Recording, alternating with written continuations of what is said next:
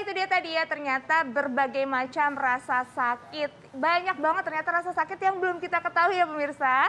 Tentunya kita akan membahas seputar kesehatan masih di Hidup Sehat bersama saya Intan Samadina dan juga saya Dr. Vito Damai dan mudah-mudahan Anda dalam keadaan sehat dan tidak lagi sakit ya. Kalau sakit-sakit kepala sedikit ya mungkin agak-agak wajar kali. Tapi kali ini kita akan bahas mengenai sakit punggung yang mungkin sedang dirasakan oleh banyak orang pada hari ini bersama dengan Dr. Ziki Yombana, spesialis saraf.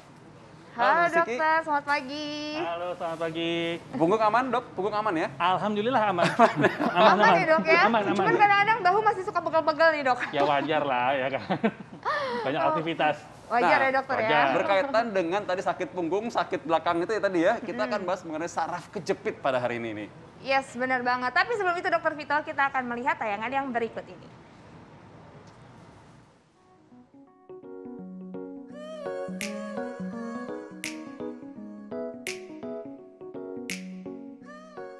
Pinggang, juga punggung atau mungkin leher nyeri saat digerakkan, nyeri disertai rasa perih atau mungkin kebas.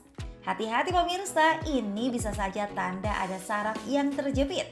Gejalanya bisa muncul tiba-tiba sehingga saat terjadi kita kerap merasa kaget disertai nyeri yang menyiksa.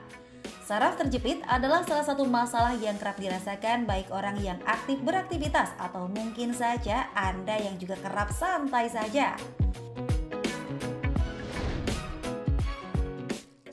Pemirsa, ini bukanlah kondisi yang bisa hilang dengan seketika. Saraf terjepit malah biasanya akan semakin mempersulit seseorang untuk bisa leluasa beraktivitas. Bukan hanya berjalan, menggeser tubuh perlahan saja seakan sulit dan menyiksa. Untuk meringankan keluhan, penggunaan bantalan pada leher atau pinggang, juga kompres hangat kadang cukup membantu, namun berlangsung sesaat saja.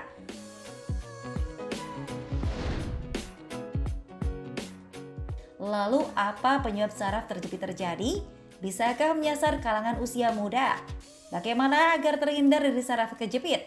Dan apa yang harus dilakukan bila sudah terlanjur mengalaminya? Simak jawabannya di Hidup Sehat sesaat lagi.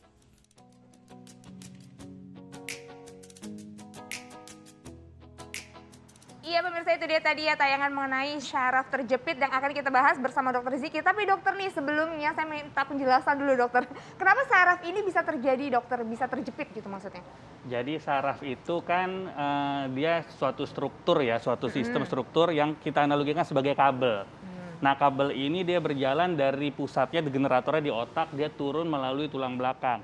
Nah di tulang belakang ini, saraf ini dia berada di sekitar struktur yang lain. Ada tulang, ada jaringan lunak, ada otot, termasuk di situ ada namanya bantalan yang kita sebut namanya nucleus pulposus ya. Nah, kalau ternyata struktur sebelah-sebelahnya ini istilahnya apa ya, mengintervensi, ada perubahan struktur, maka dia akan menggeser dan saling bersentuhan. Salah satunya sarafnya akan menjadi tersentuh, bahasa gampangnya. Tapi kalau kondisi agak lebih berat, kita sebut namanya sarafnya kejepit. Nah, seperti itu. Kayak kabel gitu loh Intan. Kabel tuh kan sebelah kiri kanannya tiang banyak gitu. Nah, kalau tiangnya ada yang kurang bagus, Gerak ya? Kabelnya kejepit. Nah, seperti itu. Oh gitu. Nah dokter, itu tapi dia. selalu terjadinya itu di tulang punggung belakang atau bisa di mana aja dokter? Kalau bicara saraf kejepit, di semua tubuh kita bisa terjadi. Mulai dari telapak tangan, daerah leher, daerah pinggang, segala macam itu sering terjadi. Tapi yang sering terjadi memang di daerah-daerah yang mobilitasnya tinggi. Yang mobilitas tinggi di mana? Ya kalau nggak di leher, di daerah pinggang, atau di daerah pergelangan tangan. Ini yang paling sering terjadi. Di tempat lain mungkin nggak mungkin, tapi di tempat lain bisa lebih sering terjadi kalau terjadi karena kecelakaan atau benturan hebat. Tapi kalau saraf kejepit yang selain itu, yang di leher, di telapak tangan, dan di pinggang, itu bisa terjadi bukan karena benturan hebat, tapi aktivitas yang salah, dengan posisi yang salah dilakukan secara akumulatif berulang-ulang. Wah, ini kalau gitu nanti harus tahu nih bagaimana caranya supaya aktivitasnya tidak menyebabkan saraf kejepit. Nah, tapi sebelum itu kita bahas dulu mengenai fakta atau mitos. Ini pas banget karena kita berdua bapak-bapak muda ya. Mahmud ya, bapak muda ya.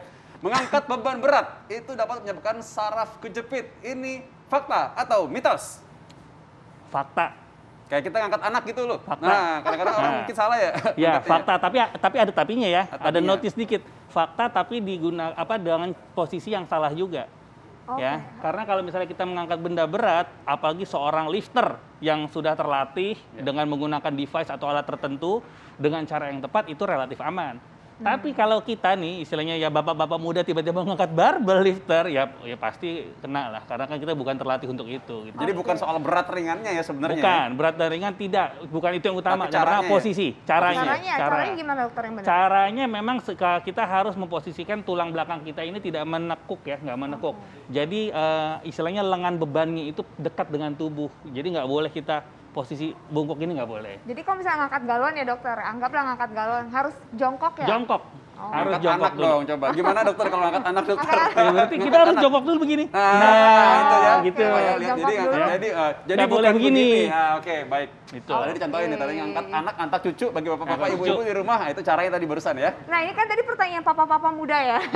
Pertanyaan anak-anak muda yang mungkin masih produktif nih dokter, biasanya itu kan suka duduk, duduk kayak ngetik misalnya Ya. ngelakuin kerjaan. Ini katanya kalau akibat duduk di posisi yang sama terus-menerus itu juga bisa menyebabkan syaraf terjepit. Ini fakta atau mitos dokter? Jawabannya fakta. Fakta juga dong. Fakta. Jadi yang namanya saraf ini kan di daerah tulang belakang, terutama kita bicaranya saraf yang di Ya, daerah ya. tulang belakang pinggang ya. Itu dia ada tulang belakang dan di belakangnya ada saraf. Kalau kita menggunakan posisi yang statis terus-menerus seperti itu, maka penekanannya akan semakin intens. Dengan penekanan yang semakin intens, bantalan ini lebih cenderung mudah keluar dan menjepit saraf di belakangnya. Ini, itu yang terjadi. Tapi ada tapi juga, posisi duduk ini juga akan lebih cepat membuat saraf terjepit kalau posisi duduknya salah. Posisi duduk salah tuh yang gimana? Salah posisi duduk salah, pertanyaannya bukan yang salah dulu. Iya, yang yang benar benar gimana gitu ya. Nah, Tapi posisi jangan salah duduk, salahin orang dong. Bang.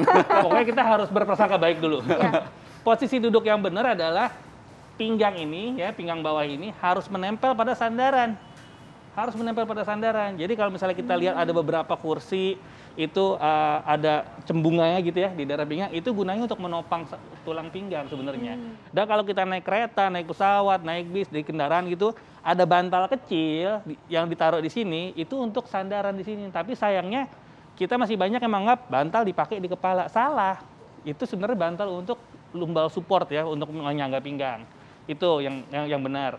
Nah, yang salah adalah kalau kita duduk memberikan celah, misalnya duduknya bahasanya gampang ya pasti glosor gitu ya. Iya. Merosot. Merosot Nah, sandaran gitu ya. duduk yang merosot itu nggak boleh ya, Padahal karena enak loh katanya itu. enaknya sesaat. Coba diulang-ulang, bakalan kena pasti. Nah, itu jadi bahaya. Bahaya juga ya. Jadi harus ditempel. Berarti banyak banget nih, kita harus tahu ya, duduk juga harus ada yang benernya gimana. Iya. Nah, berikutnya nih ada yang menarik juga nih ya, mungkin masalah bagi sebagian orang yang nonton ini juga ya. Katanya kalau kelebihan berat badan ini dapat menyebabkan saraf kejepit. Ini fakta atau mitos? Tapi jangan jawab dulu, kita akan bahas sesaat lagi, tetap di Hidup Sehat.